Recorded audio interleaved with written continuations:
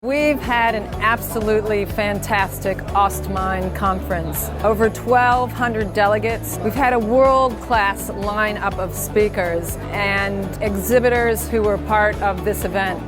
And I look forward to seeing you in 2021 in Perth.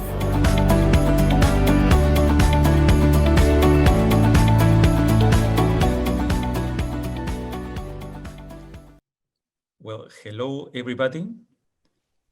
My name is Ignacio Agramunt. Thanks to IMARC and to GMG for inviting us to this battery electric vehicle panel.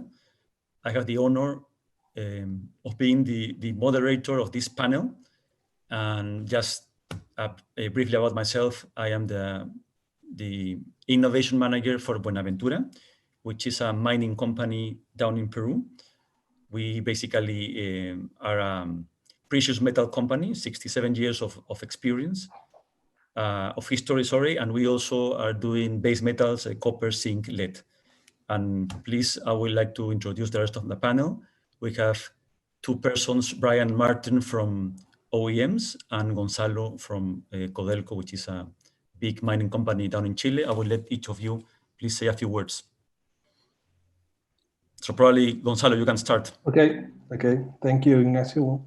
Well, very happy to be here to share our experience and in a very interesting conversation. Well, my name is Gonzalo Ramírez. I'm in charge of the electrification, fleets electrification program that we are running in Codelco for already a few years. So I will try to share with you more about what's the mining company perspective on the electrification of fleets. With a special focus on what we as Codelco are doing. So, thanks. Great. Brian.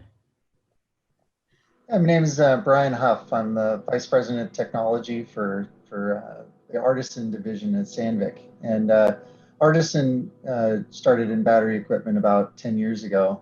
We supplied all the batteries and motors for all the vehicles that are working at Kirkland Lake Gold Mine in Macassa in Northern Ontario. I was one of the co-founders of Artisan, and I'm a mechanical engineer by education and a systems engineer by practice. I'm one of the battery system specialists and drive system and controls specialists for our product line. Thanks, Brian. Maarten, please. Hello, my name is Maarten from Koppen. I'm a mining engineer by training and by background. Formerly worked with Xstrata and with Goldcorp, subsequently Newmont, and played a role at the early days of Borden, where we tried to go all electric. In the last 6 months, I've been working for MacLean Engineering. So MacLean Engineering provides equipment all over the world, including battery electric equipment. And we currently have 30 units out in the field in Canada. And we're looking to see where else we can take this technology. And we have almost all of our products electrified right now. So looking forward to this panel. Great. Well, thanks, Gonzalo, Brian, and Maarten. And it was a quick introduction, 3 minutes. So now we can jump to the nice part of this. We have a lot of questions here. I will try to select the most important ones. And as you heard, so we are here, 2 people from the mining companies, which want to go to this battery electric vehicle technology, and 2 persons from the manufacturers. So it's a nice mix. The first questions I would like to ask, and probably you, Gonzalo, are the one that could answer this one, is which strategy would you recommend for implementing battery electric vehicles? Should we start with production equipment, or should we start more with support vehicles? Okay, so thank you, Ignacio. Before I answer that question, it would be nice to spend some seconds talking about what's our reality in Codelco, because I think that the strategy at the end, what you are gonna use for your implementation, has to be related with the nature of your operations. So we in Codelco, we are the main copper producer in the world. And I think we are characterized for having one of the biggest or the biggest mines in the world in terms of underground mining. So therefore, when you're planning a strategy, and at the end of this strategy, what you want is scaling up this technology, you have to take that in mind. So being that said, what we face here in Codelco is a scale-up process which is very massive. So that makes the challenge a bit different from other mines that are already pioneering the electric vehicle adoption in the world. So what we did and what we are executing now is it's an ongoing story. Is that we start with, of course, the quick wins. For instance, in Teniente, we have to move around 12,000 workers every day in buses. Some of those buses enter the mine. So we go by ramp inside the mine. So therefore, we started initially with the logistic vehicles, so buses, minibuses, and this sort of equipment by piloting them and doing a validation of their business model. And now we are in the process of incorporating them massively in our bids that are now open. And then we move towards, which is the part we are executing right now, all the support vehicles. So from pickup trucks to lifters to maybe jumbos, this sort of equipments that that are useful for the construction process of our mines. And next year we are planning to move into operation ones, which are at the end the heart of our mines, right? Another thing that kind of naturally fashioned that strategy is the technological availability through the years. So we use, for instance, LED over 18 tons, 21 tons, and also tracks of 60 tons. Therefore, those are just being available. Some of them, and not even 60 tons is available now. So we have to wait a little bit, you know. So that's why we start for the quick wins first, and we are moving on in a program that has 10 years more to go. Hopefully, getting fully electric underground mines. We also have open pit mines, but we are focusing now on the underground mining because of the technology availability. Great. So yeah. So Brian or Maarten, maybe can you add to this one, because we face also that question all the time. Should we start with production? Should we do some small thing with a logistics vehicle? What was your view? Sure. I think the reality is that every project and operation is a little bit different, and different set of circumstances, different reasons of going electric. It could be for environmental footprints, it could be for production constraints or air quality issues. So it really depends on what you want to achieve. But I think in general, when you're looking at electrification, you only really get like the full benefit out of it when you look at fleet electrification. So sort of larger scale implementation of electric vehicles. And that's where you can really start saving on your ventilation. And so it really depends on the customer. There could be, for example, with some of the support equipment, it could be that air quality concerns for explosives chargers or shotcrete operators is a real concern, and that's why some of the products could work out. Whereas, in other applications, maybe it makes more sense to start with trucks. And some of the technical availability is also sort of how well the product fits comes into play as well. So I don't think there's one magic bullet, and that's what makes it interesting as well. Mm-hmm. I would say I do agree. It really depends on each operation. Our history, though, is we started with loaders and trucks, and it had the biggest impact. And at Macassa Mine, it was really necessary, right? So they were doing this not because they wanted to make some shift for environmental purposes or for things. This was a critical aspect to the future of their economic business. They identified an ore body. They needed to access it in order to keep their operation going. It would take too much capital and too much time to add more ventilation and expand in the normal method to get to that ore body. So this was like a do or die kind of situation. And that really meant that they had to jump in full commitment with both feet and see it through. One thing that we've seen from a development standpoint is if you start with machines that aren't critical to operation, they don't get the same support from, and the transition, the change adoption is not at the same level with that ancillary auxiliary equipment than it is with the main loaders and trucks, right? So it allows us as an OEM to really plow through the challenges because it has to succeed. And I think that really jump-started the technology development. We did the hardest thing first. And I think that really resulted in an acceleration in the availability of this equipment. And hopefully, Gonzalo, as you mentioned, won't be long for the 65-ton truck and 18-ton loaders. We're launching one right now on the 18-ton, and 65 tons coming next year. Great. Yeah. So you ate that frog first. This is a rich panel because we have, the two different opinions, and I've heard both. In Peru, we are more conservative and we like to do small pilots, like Gonzalo was talking, to do first small thing and to see how this works.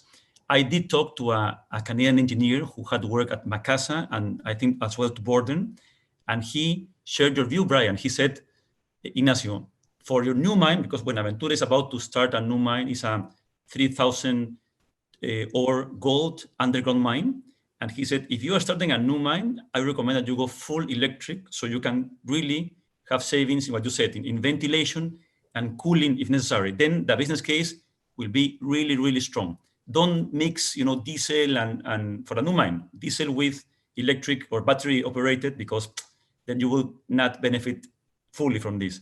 But we have also another kind of, we have 8 legacy operations and 2 new projects, right? We do have some vehicles which are electric, but with cables. And I would like to ask you also, how difficult is to transition from diesel or diesel with electric cable to battery electric vehicles? What are your thoughts here? Well, I can. Go ahead, Gonzalo. Well, I can take that one. For us, cable is just not an option. So in that sense, it's not a technology that is. We tried some years ago, and it just didn't work. It just too much interference for what is our layout, so. But what is very relevant there, and is to identify at the very beginning what are the gaps that you think you will have. So basically, we structure all of our effort around 4 gaps that we need to close to ensure and a successful scale up this technology. So we have technology gaps that I already mentioned some. So we are waiting still for equipment to be ready for our needs. That's something which is basic, right? Market gaps as well. We are far away from the centers where these technologies are being developed. That makes some a little bit more difficult to engage in piloting activities and things like that, since the representative here in the country are still not ready, right? Also capability, that's more internal. So we see a lot of challenges there that we need to adapt, even, of course, our way of operation, right? Our procedures, our people as well, and also normative gap as well. We have to change some laws, even laws here, actually, to get all the value out of electromobility. So that for us, that makes us, if you look at from a company perspective as Codelco, that's a transformation. So that's, for us, it's not a project, it's not a pilot, it's just a transformation programs. At least for us, that's the way we are looking at it. And I think that view will ensure that we will be in a good place in a few more years, and hopefully sharing with you some of our first operation, fully electric operation. So I think that's very important from the perspective of the implementation when you start. So yeah.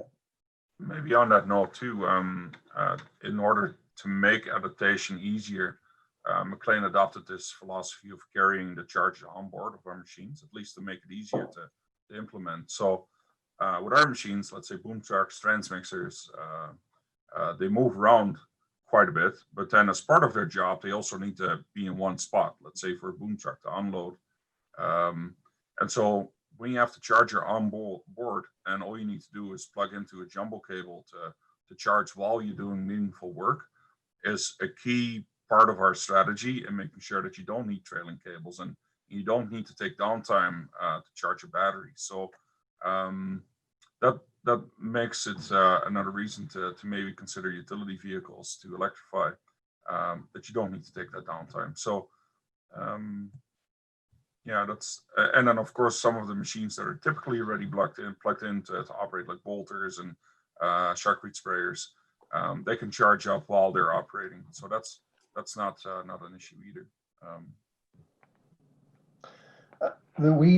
Sandvik's got a couple different solutions to that challenge. For one, we do have a battery and cable reel hybrid loader. The 14-ton BE machine is battery and electric. So that's already available to facilitate moving to different headings to work multiple stopes and that kind of thing. And then from the full battery equipment side, the way we're trying to really relieve the needs of infrastructure development is by building in the battery swapping capability within the machine. So our machines swap their own batteries. There's no cranes, no other infrastructure needed. You can swap a battery anywhere.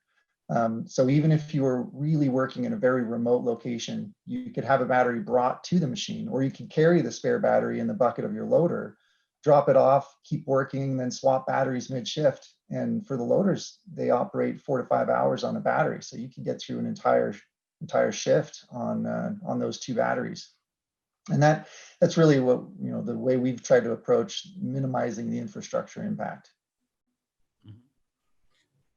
Great. You already touched, Gonzalo, as well, the necessity for how much training is necessary for operating and maintaining these battery electric vehicles? I can comment a bit. I mean, we've got probably the most battery equipment out there. I think we're now at 120 or so batteries in the field, and about 50 pieces of equipment that all use our battery system. And the funny thing is that there's definitely more going on in the support infrastructure transition than just battery equipment.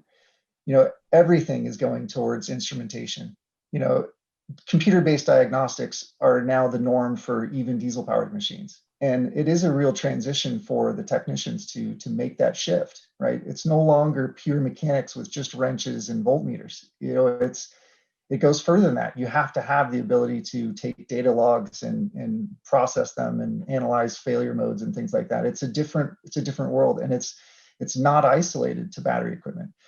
So I think that's something that minds just kind of have to accept, that the world is changing. Digitalization is the new norm, and there's a lot more IT and everything else involved, and that applies to the battery equipment as well. The rest of the machine, the mechanics, conventional hydraulics, conventional mechanics, driveline stuff is all very, very similar. There's a new element of high voltage, but even that's not new. There's jumbos and everything else still use high voltage, and you need electricians.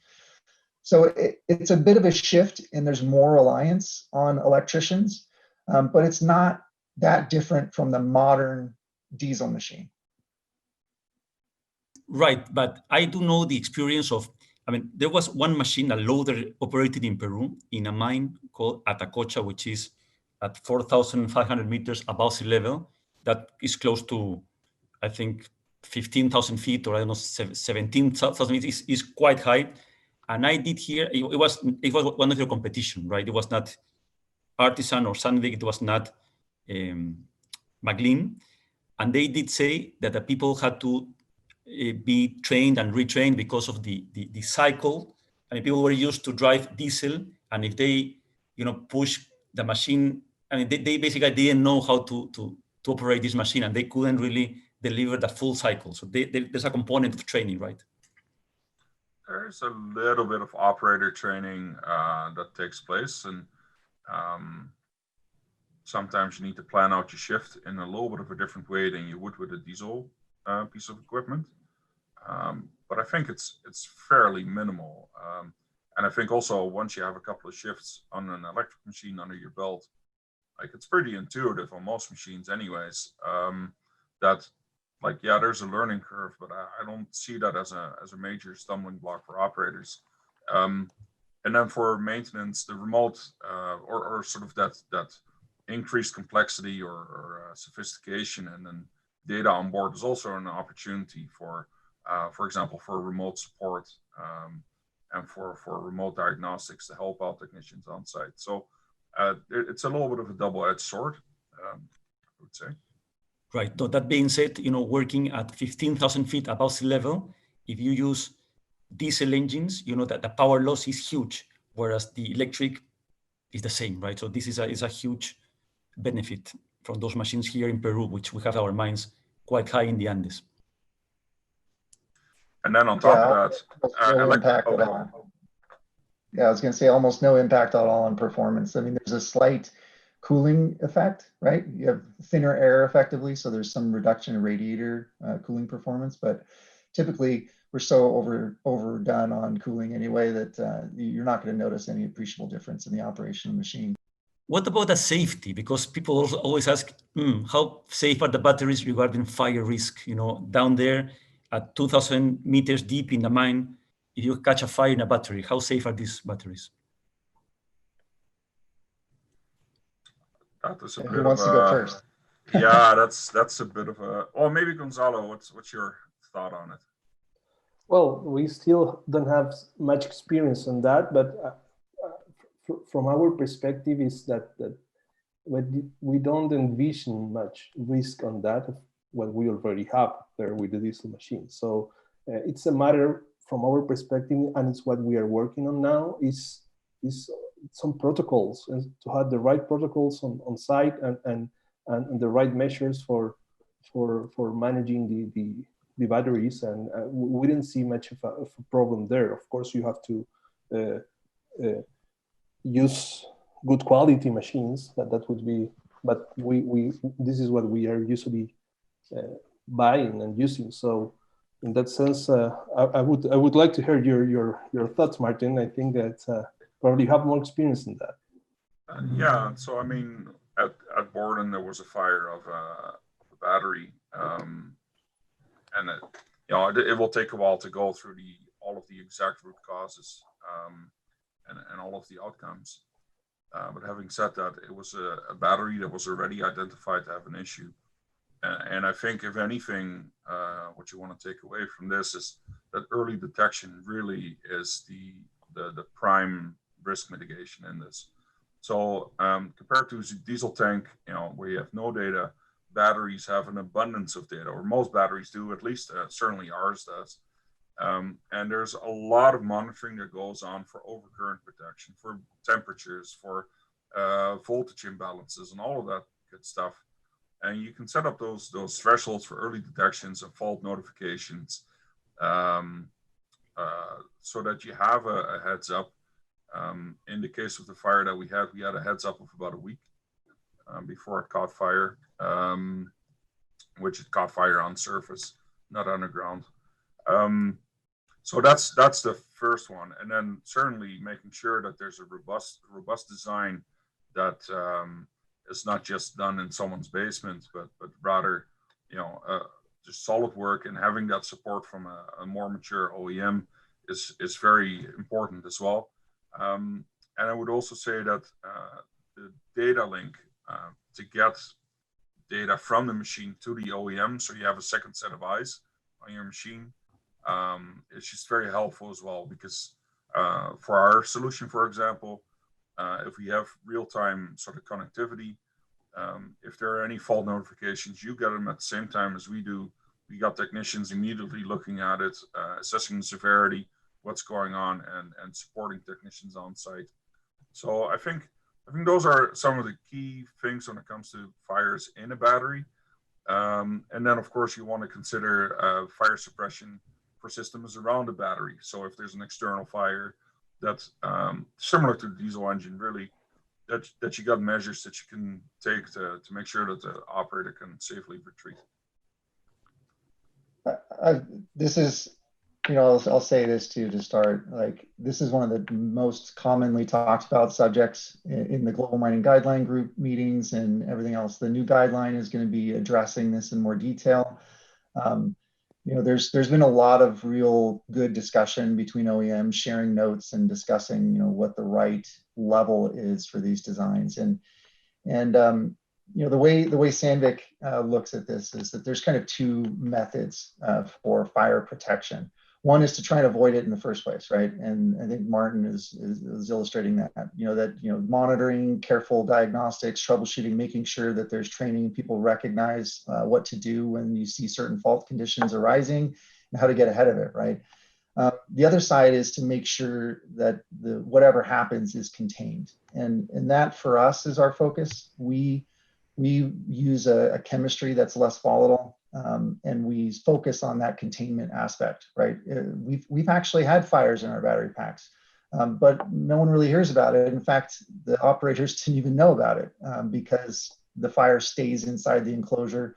The battery, of course, doesn't work anymore, but the purpose is that it really stays inside and doesn't risk catching tires and hydraulic systems and other components on fire.